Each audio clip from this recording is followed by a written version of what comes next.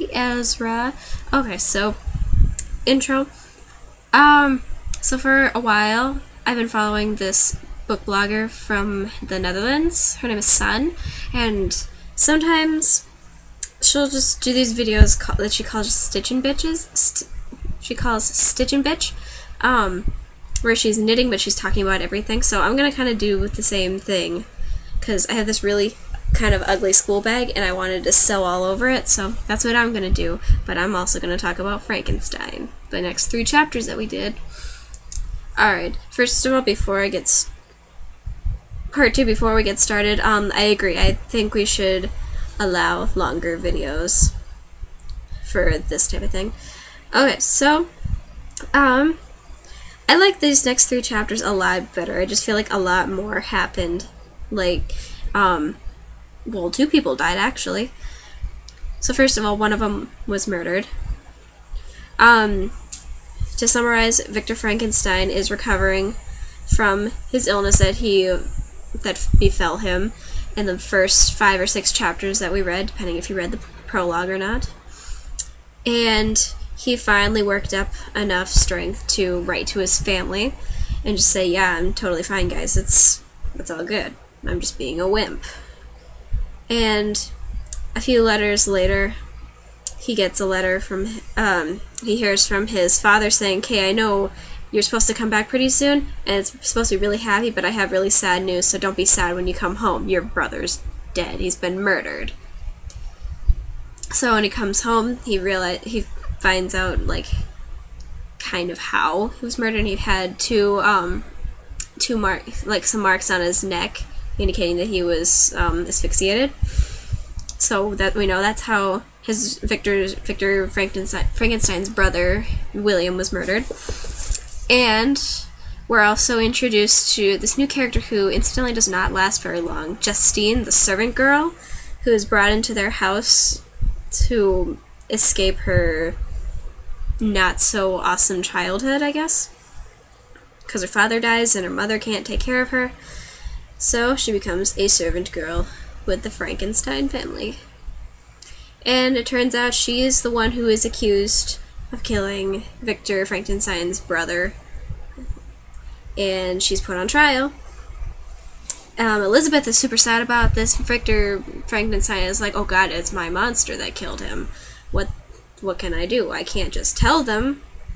So because that brings me to my first question for you. I was just kind of thinking about this while I was reading. Victor Frankenstein is just kind of taking this all on himself, saying, oh, I created it, it's my fault that this happened. So I'm wondering what your thoughts are. Is it Frankenstein's creation's fault? Obviously he can kind of think for himself. I don't know if he knows right from wrong, but he thought that this is okay to do, I guess. So is it the creation's fault, or is it actually Frankenstein's fault because he ultimately created this thing that's walking around free in the world? Yeah, that's just something I was thinking about. Let me know what you think. And the other thing I was wondering about, why didn't Frankenstein speak up for Justine? Because he knew, he didn't know. He had a very good idea that it was his creation that killed his brother. So why not bring Justine out of her misery? She knows she didn't do it. Why wouldn't he come to her rescue, basically?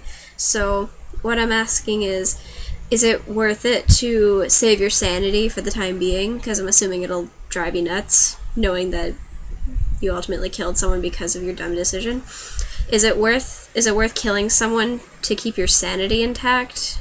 Or is it better to be thought a madman and save someone's life? So I don't know, the answers might be obvious to us, but we haven't been in that situation that I know of anyway. So I'd like to know your thoughts on that. Yeah, I don't think I can get much longer than that. So let me know your thoughts, let me know your questions. I will try my best to answer, but you will be better at answering my questions than I will be at answering yours. So I'm trying to sew an owl. I didn't get very far. My first Stitch and Bitch is a mild success. So that's all I really wanted to talk to you about as far as Frankenstein. Let's keep with the pattern and maybe read the next 3 chapters as soon as your video is done, that is.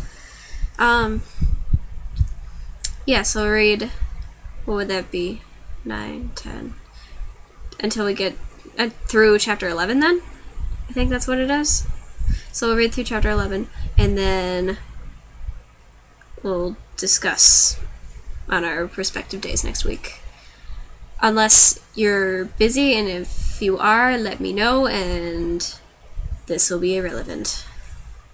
Thank you for letting me borrow Enchanted and Tangled. Jack really liked Tangled, and he thought Enchanted was better than he thought it would be. So I consider this a rousing success. Also, next time you come over, I found a place that has oldish movies to rent, so next time we can go find The Hunchback of Notre Dame and we can watch that. It'd be kind of a walk, so maybe we'll need to borrow maybe like a weekend or something. Anyway, we'll figure this out. So, enjoy your evening, and I'll see you through the internet on Thursday. This is enough babbling. I am going to stop, and bye!